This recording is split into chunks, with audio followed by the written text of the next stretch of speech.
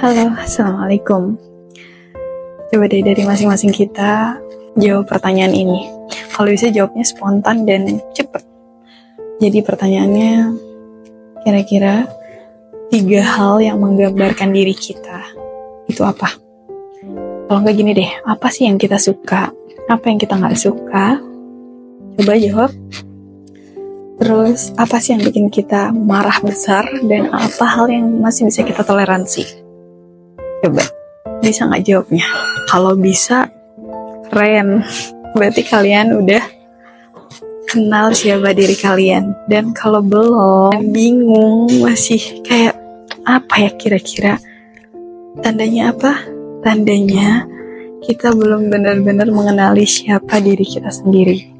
Sebenarnya kalau dari para ahli psikolog itu bilang, manusia itu nggak akan pernah bisa mengenali diri dia seutuhnya, gitu. Maksudnya adalah karena kita itu adalah manusia, we are human, gitu. Dan manusia itu adalah makhluk yang dinamis, di mana dengan berjalannya waktu, dengan perkembangan zaman, dia tuh akan berubah gitu loh. Dan itu ada faktor-faktor yang mempengaruhi kenapa manusia itu bisa berubah. Pernah nggak nih teman-teman punya saudara, teman atau sahabat, tetangga, siapapun itu, terus tiba-tiba dengar celetukan, kok dia bisa ya berubah sekarang? Padahal dia dulunya gini loh, padahal dia dulunya A, B, dan C sampai Z gitu. Tapi sekarang dia begini, ya kan? Bahkan mungkin di lingkungan terdekat kita ngerasa kayak, entah itu sahabat kita misalnya, kayak kok bisa ya dia berubah? Kayak kok bisa gitu, kenapa dia bisa berubah, apa yang kira-kira bisa bikin dia sampai berubah. Kita ngerasa kayak dia udah beda nih, agak beda. Atau mungkin kita ketemu sama teman lama yang kita rasa kayak dulunya dia gak kayak gitu, tapi sekarang dia seperti yang sekarang gitu, dia udah beda dan seperti yang sekarang tuh. Dan itu terjadi karena ada faktor-faktor di dalamnya teman-teman. Misalnya kayak faktor internal, seseorang bisa berubah karena faktor internal, karena ilmu pengetahuan gitu, dia upgrade ilmunya, dia bertemu orang-orang baru, itu faktor eksternal tuh, misalnya lingkungan. Dan ini salah satu faktor yang besar yang mempengaruhi perubahan karakter seseorang atau terbentuknya karakter seseorang. Itu sekedar intermezzo aja di awalan. Jadi Caca di kesempatan kali ini mau sharing sebenarnya tentang gimana cara atau langkah awal kita kenal sama diri kita sendiri. Oke, bismillah, saya coba uraiin satu-satu. Mulai dari yang pertama itu ada purpose atau tujuan hidup. Sebenarnya kalau kita hari ini terlahir sebagai seorang muslim, seperti Caca pribadi, itu udah gak usah pusing-pusing dan susah-susah bingung kira-kira apa sih tujuan hidup kita. Karena kenapa? Kita udah punya pedoman, yakni Al-Quran. Nah itu yang jadi acuan kita kan otomatis. Nah dalam Al-Quran bilangnya apa? Kalau tujuan hidup kita itu adalah untuk beribadah. Jadi segala aktivitas apapun yang kita lakukan, baik di dalam rumah, di luar rumah, interaksi dengan diri sendiri ataupun interaksi dengan orang banyak, itu semua tujuannya adalah satu, yakni untuk ibadah kepada Allah. Jadi kita gak pusing tuh, alhamdulillah nih. Berarti kita udah punya acuan yang gak perlu lagi kita tanya-tanya, bingung sendiri. Enggak gitu. Bahkan setiap kita sholat nih teman-teman, kan di awal aja kita udah ngomong apa, udah niat apa, udah baca apa, yakni inna sholati wa nusuki wa mahyaya dan seterusnya. Jadi sholatku, ibadahku, apapun yang aku lakukan semata-mata aku hadapkan, aku tujukan untuk Allah gitu. Jadi kalau Caca pribadi nggak bingung sih, alhamdulillah untuk hari ini terlahir sebagai seorang muslim. Teman yang mungkin di luar muslim silahkan cari masing-masing kira-kira apa. Mungkin juga teman-teman bisa spesifikan ya, itu kan tadi secara umum. Kalau secara garis besarnya ya tujuan hidup apa, ada yang mau raih sesuatu dan lebih dispesifikin lagi, misalkan mau bahagiain orang tua, nah caranya seperti apa. Itu kalau diurain ke bawah, dirinciin bakal panjang, gak bakal selesai kita bahas di sini. Jadi kurang lebih kalau untuk masalah tujuan kira-kira bisa lah ya teman-teman kondisikan, udah bisa dipahami lah ya. Terus yang kedua ada value atau nilai yang Ca anut. Karena Caca hari ini terlahir sebagai seorang muslim dan juga sebagai perempuan. Jadi dalam agama Caca itu sangat memuliakan perempuan. Dan Caca cari tahu dong kenapa perempuan itu mulia. Disitulah nilai-nilai itu yang Caca pegang. Misalkan perempuan itu boleh interaksi dengan laki-laki asalkan ada tujuan yang jelas. Entah itu interaksinya karena ada tujuan tertentu, misalkan kayak ada perlu apapun itu, tapi ya masih semua ada batasannya, ada aturannya, nggak main interaksi gitu-gitu aja. Misalnya kayak apa, kalau kita keluar rumah tutup kita auratnya, jangan sampai kelihatan, jangan diperlihatkan yang tidak perlu diperlihatkan.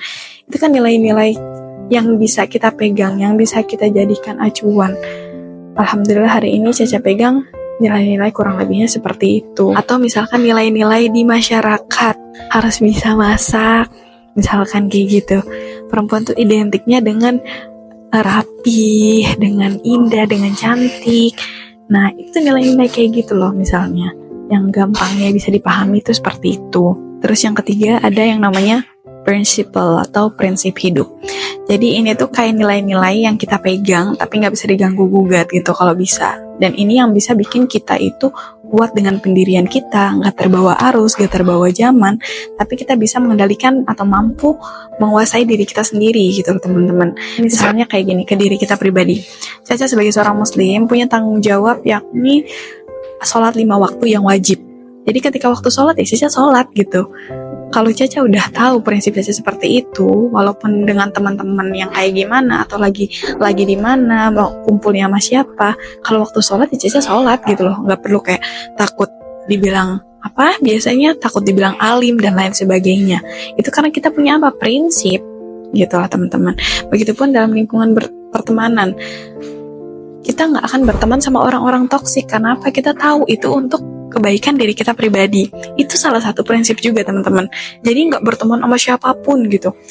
Baik itu sama semua orang, tapi berteman, bersahabat itu pilih-pilih. Karena apa? Balik lagi ke awal, salah satu faktor terbesar pembentukan karakter kita itu adalah lingkungan kita.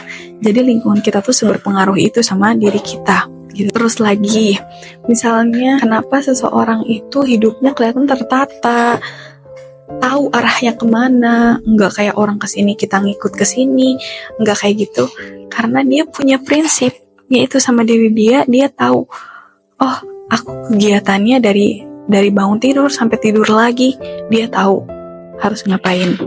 Jadi ketika dia misalkan juga lagi di luar bareng sama orang, itu kegiatan dia itu nggak akan terganggu karena dia udah terbiasa dengan prinsip dia akan pegang dan bertanggung jawab atas apa yang udah dia tentukan itu atau yang dia pilih.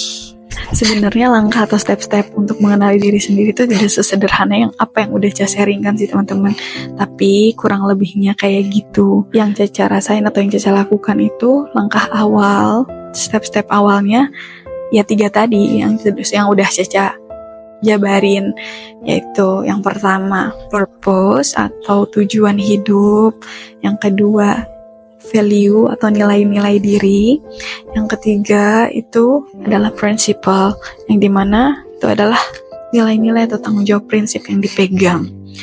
Jadi dari 3 dasar ini kalau kita udah tahu, kita akan tahu hidup kita akan kemana, kita akan lebih kenal ke diri kita sendiri. Kalau dalam bahasa psikologi itu, mengenal diri sendiri itu adalah salah satu bentuk dari self-awareness. Jadi kita aware sama diri kita gitu loh. Kita peduli, kita tahu, kita kenal. Jadi orang itu ketika melakukan apapun ke diri kita, kalau kita udah kenal sama diri kita sendiri, misalkan nih kayak kita disakitin sama orang, kita udah tahu nih cara nge-backup dari rasa sakit yang orang kasih itu kayak gimana, karena kita udah tahu nih kita kayak gimana nih kalau sakit hati harus gimana penyembuhannya, gimana cara kita bisa nerima rasa sakit itu akan lebih dalam lagi pembahasannya di next video ya teman-teman. Kurang lebih apa yang saya sampaikan semoga bermanfaat, bisa diambil baiknya, kita sama-sama belajar. Kalau ada masukan, kalau ada apapun saran, boleh teman-teman DM Caca, chat Caca atau di kolom komentar. Semoga video ini suatu saat berharap untuk Caca juga ke depannya menjadi reminder untuk Caca pribadi dan juga teman-teman yang Allah izinkan untuk sampai di video ini. Kurang lebihnya itu saja yang bisa Caca sampaikan.